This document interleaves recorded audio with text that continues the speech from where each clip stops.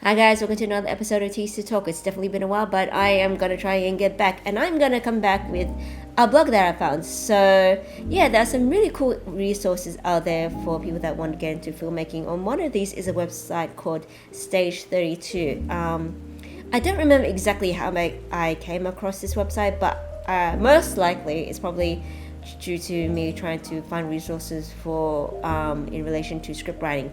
So what you do get sometimes, and aside from forums, is also like people writing blogs and subscriptions, so interesting newsletters. So I thought I'd go through one which I came across relatively recently and I thought was very interesting, and I think it's something that most people can relate to some degree, and not just filmmakers but probably creatives in general, especially those that feel like they're doing it on their own. And it's a hard slog.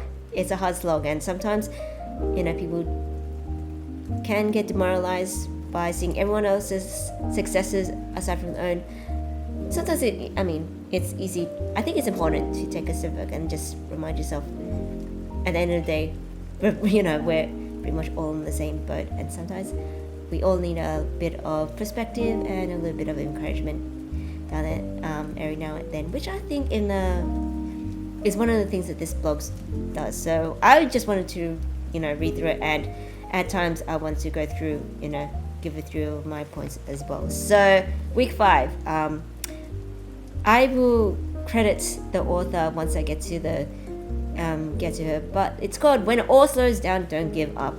And I guess, long story short, it's all about the things of trying to be prepared when things both out and within your control. It happens, shit happens. What are you gonna do about it? Sometimes there's a lot, sometimes not, but it happens to the best of us. I think that is one of the few things that this book is trying to say. So let's start. Oh, Karen. So thanks Karen Ross, for writing this. Anyway, 3 days ago. Okay. Have you ever heard of the three-legged stool? It sounds like a children's fable, doesn't it? It's more like an industry fable, and it's just as valuable as the Deathly Hallows. In fact, many have attributed to their longevity in the industry. Allow me to tell you the wisdom behind the notion and make of it what you will. It is said that every professional creator should have 3 distinct ways to stay active in their career. The 3 legs are what you want to do, what you can do now for money, and what you can do now for advancement. Considering acting as an example, what if you want to do is perform a leading on-screen role, but what you can do now for money is motion capture work? Then consider using that extra money or time for classes that give you on-screen face time or making short films to showcase your main character's energy. If you're multi-hyphenate, then make sure each category is as specific and on track to deliver as possible. If what you want to do is write, direct the feature, and what you can do now for money is voiceover work, then perhaps one way to move forward is to write, direct, an animated short so you can use what you already have to advance your agenda. Of course, there are a lot of complications within each leg, but I can attest, there is always a way to keep going. I have been doing a version of theatre, film, television, and or media for 30 years, and I'm just now directing my first feature. I hope my years of slowing down and persevering can help you as you enter into your own time of uncertainty. Let's unpack some of the external and internal delays most creators face, and how you can navigate them to stay balanced on your 3-legged stool. So what I want to quickly just jump in on that is say that I remember being told and coming across the expression that if you do what you love, you'll never, if you get paid for what you love or something to that effect, you'll never have to work a day for all your life.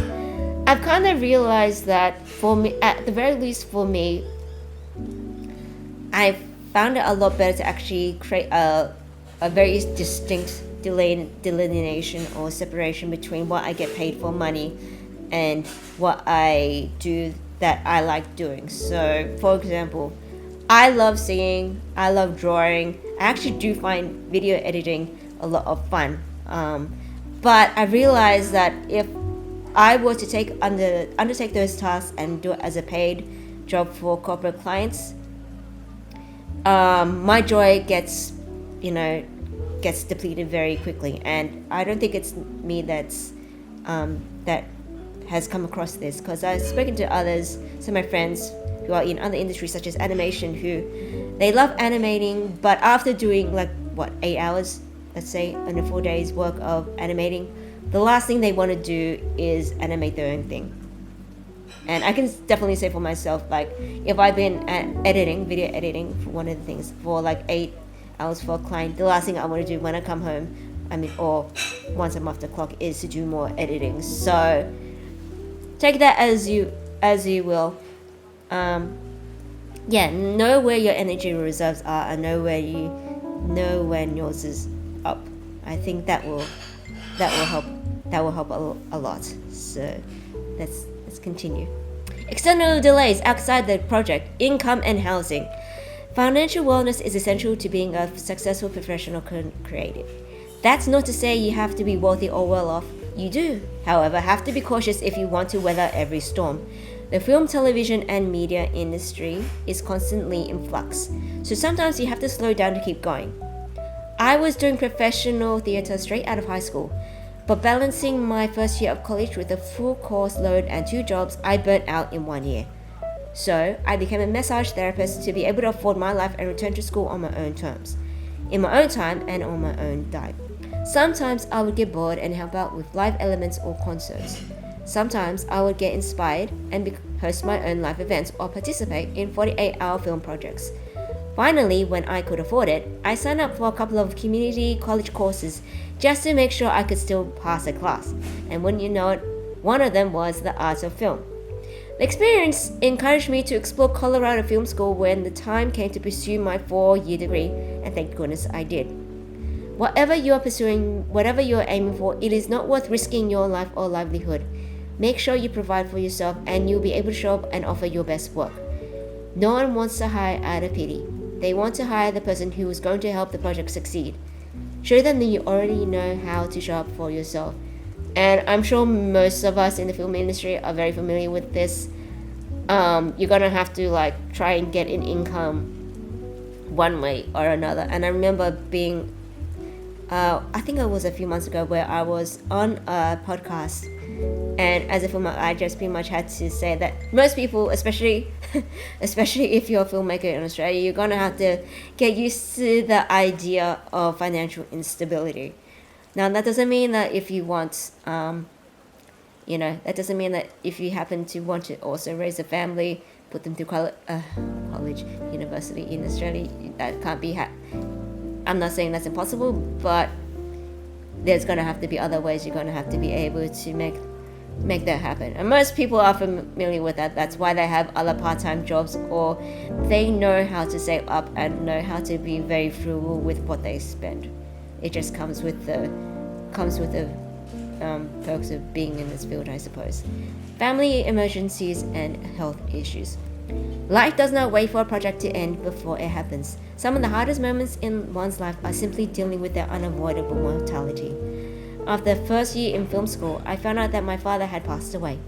That same semester, I was taking a literature class, brilliantly taught, mind you.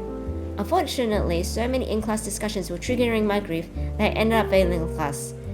But I had to let go of it in order to keep moving forward and graduate.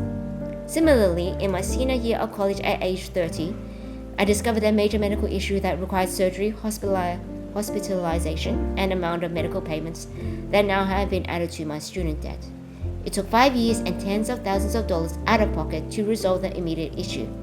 And then I got my first staff position in television. The lesson I hope you take from this is, take care of yourself and anyone close to your heart first. Because if your heart's not in it, then you cannot fully show up. It's worth noting that in these situations, you can continue to gather inspiration, develop ideas, and even test them out through content creation or podcasting. What you cannot do is let those things be a priority. Use more manageable steps within filmmaking to be your way back into bigger commitments. So among anything, you can't put a price on your health and physical health, and especially mental and spiritual health, which this writer is going to go in a moment. But you can't put a price on that, and especially when the film industry is particularly stressful. No movie is worth that. So Just a note. Mental and spiritual health. The delays associated with mental and spiritual health are less obvious than the physical ones, yet their symptoms are rather hard to ignore. Boredom, sluggishness, or unmotivated. On the flip side, maybe you're experiencing irritability, excessive distraction, or acting differently towards loved ones. Before assuming these symptoms are character defects, consider first what might simply ail you. For mental sharpness, you may need to shake things up. Learn a new language, pick up a hobby, take a class in an unrelated subject, or perhaps take a vacation to experience a new culture. Breaking from a routine is an easy way to find your way back into filmmaking, because if you still want to do it, your brain will find or relate to what you're doing for your next project. And I know this might, at the beginning, at first sound very, what's the right word? Unorthodox. Not the right thing to do, because, especially in Australia, the filmmaking industry is difficult enough for what it is. And yeah, the idea of taking a break might seem almost, I don't know, heinous.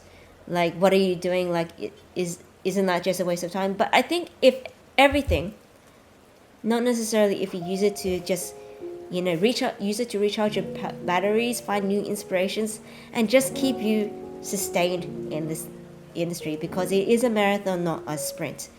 So, while, I am of the belief that being in this industry requires a lot of hard work, I don't think you have to always be thinking about or doing filmmaking 24/7. I think that's just not reasonable and probably not human nature. So allow yourself to rest, allow yourself to take a break, and allow your mind and your interests, your heart and your mind to take you wherever that might lead you. And if you're really meant to be in the film industry and be a filmmaker, as this person says, you will find your way back.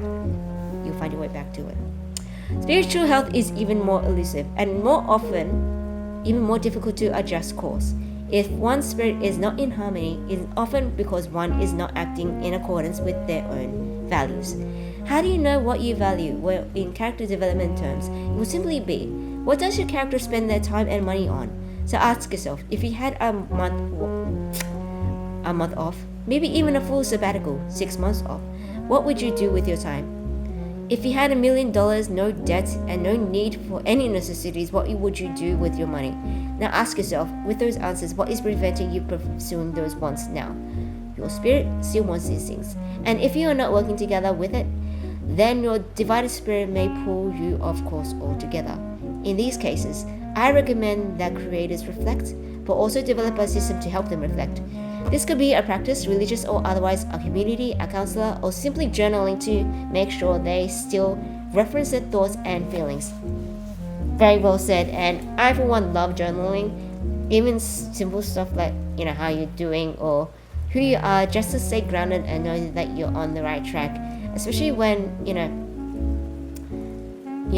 not just in the film industry, but in any film industry, you will know really quickly. And even if you can't articulate it intellectually, I think your gut instinct can definitely tell you or give you the heads up when you are not in alignment and you know that you are not in the right place because your values are different. And I think I highly recommend journaling just so you can get a better clarity and knowledge of yourself and what those values are. I really do, and that will help you so much in not only in the industry, but with the people that you work with and organizations as well. So, yeah. Rejections and social complications. If developing relationships is integral to success in this industry, then managing and possibly pruning relationships is also key. Rejection doesn't come just early in the relationship. It can also be for many reasons, not just personal ones. Financial, physical, mental, emotional, pretty much every reason you may have to slow yourself down to keep going. Someone else could also have for saying no too. They too have to sustain themselves over the lows. As you continue to grow and shape your social circle, you may find yourself both catapulted forward and held back by certain people. While it may be enticing to simply cut off the people who seem to hold you back, for your own heart, I implore you to attempt to talk with them first. Even if the ultimate decision is to go your own separate ways, clarifying why will give you both closure. It will also help determine if they are being let go from project or your life. You will be surprised how much collaborators appreciate clear, upfront communication and will ask you back even after current rejections. Yeah, I agree with that. This industry is an industry built on relationships, and not every relationship is going to work out in the long term. But I think you can still, for the most part, still find a way to be civil. And if not, at least give it your best chance to say I did the best I could, even if the end result is you guys have to move on. Strikes, withers, and acts of God.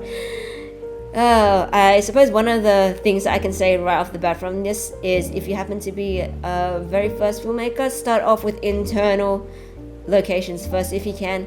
Exterior locations are much more of a gamble. I can tell you that. What can you do? Nothing. Stay safe, take care of yourself and your loved ones, and wait it out. Well, for strikes you can get involved, but there's no telling when it will end. In reference to writers and actors strikes. For my sanity, I like to think that delays that are caused by acts of gods are signs that I need to take a break. Creativity is born from limitations, so when inexplicably delayed, allow yourself to explore.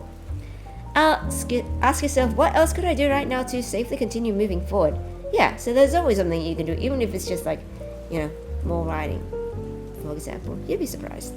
As it turns out, this is an incredibly advantageous ability to have when in full-on filmmaking mode. When on set, planning and stuff does not go according to plan. Say that louder for the people in the back always. Oh my god. The things that don't happen according to plan on a film set. And when you need that ability, and you'll need that ability to pivot, it definitely gives you an advantage if you know how to do that and quickly. Use it in your low energy mode filmmaking process too. So yeah, let me reiterate that point. I think it's always good, not only just for filmmakers, but whatever creative field you might be in, or just whatever job you're in. Know when you're in low energy mode, and you usually have a sense of when you are your best optimum for your output and your work. Some people are morning people, other people are night owls. Know when that is, and then you will be at best efficient. So sometimes it's definitely not always working hard. It's about working smart. And we are not robots. This discussion of AI, we will have that in another video. But humans are not robots. We're not always gonna be efficient and working 24/7. And sleep is important. Can I just repeat that? Just sleep if you can, because that's very important. I don't think I can emphasize that enough, and maybe it's not said enough, especially in this industry. Keep going. Internal delays. Okay. Funding and resources. This is probably the easiest delay to address, and yet the biggest concern for filmmakers. Allow me to double down on what I'm about to say, so feel free to print it out and hang it somewhere. Lack of funding is not a reason to stop working. One more time for people in the back. Lack of funding is not a reason to stop working. This is in part because finding funding requires work, so doing nothing while waiting for finance will effectively halt the project's momentum altogether. One of my favorite influencers, D4D Darius, has a great video about this subject, but I'm gonna let you find which one, because one of the things you can do while you slow down is research. So yeah, I'm sure if you've been in this film industry long enough, you know that most people are going to be aware enough that no one here is going to be waiting for funding. That's just not how it works. You're going to have to find it. And if you don't have funding, I think find the people that are willing to work with you. Find the people that love your script so much that they are willing to do it for less, or even for free, or for a free feed. So yeah, know how to, if you don't have financial compensation, compensate in other ways. There are ways, but the right team is key on that. So yeah, but there's always something that you can do. So I don't think anyone's waiting around for financing to happen. Participation and planning. Sometimes momentum slows down because the people on the project don't participate. It's like in grade school when you're in a group project. One of the things about high school and grade school I don't miss. Not everyone holds up their end, and while you can pick up the slack on a science fair project or history report, the shared responsibility of filmmaking is not one you can easily helm solo. When team participation slows down, instead of muscling through, consider planning work sessions. This is less about making a goal and working towards a goal, and more about setting the intention of strengthening your team. So, yeah, I think that's something that I think is not talked about enough. It's one thing to be like a fantastic leader and to be inspiring. It's also another thing to actually be there to help improve the group morale and to actually have that call a duty of care and know that everyone is happy with how everything is going. And sometimes you don't always have to create meetings just for work. You can just do things just so they can feel acknowledged and appreciated for all the work that they are putting in, especially if it is a passion project and they aren't, being paid for it. I think that just being acknowledged and that will go a long way. So I don't think you can emphasize enough the importance of acknowledging someone's contributions and just, being there for the entire team's more, morale, mental and not just physical health, but mental, emotional health. So yeah. Our proof of concept short film Sanctuary, which has spent the last year on the film festival circuit, garnered several wins and accolades, started in February 2020. That project survived the pandemic, several strikes, multiple delays, and I sincerely believe it's due to one essential plan. We meet at the same time every week, like we're a big production company, regardless of whether or not we have an agenda or not. It was a plan that allowed us to plan, and the plan to plan kept us going. A plan to plan. While it's easy to assume that planning the logistics of a shoot or a film festival strategy seems like the only way to be productive, planning to encourage participation is more indirect. It's less about managing people and more about acknowledging what people need. As a wise manager once told me, make it fun, and people will show up for the party and stay for the cleanup. Make it fun. If you know, yeah. I love all these images that she's been putting in this blog too. Just saying. Decision making.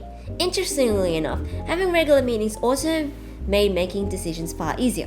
When you continue to make small decisions over a long period of time, you find the big decision when the time comes doesn't feel so different. It's a bit like learning to run a marathon by walking a 5K. It might not be nearly enough, but it's a starting point so your body doesn't go into shock. In contrast, if you sit idle, afraid to make any decisions, then you run the risk of never doing anything you enjoy just because you can't do the thing you want most right now. Find a way to make the best decision with what you have right now, and it will allow you to make the next best decision and so on. That ability to compromise will come in handy when the tide changes and things pick up speed. My current mantra is I am grateful for the problems I have because the decisions don't get any easier as you have more time, money, or resources. You get better at making decisions because you've been making them all along.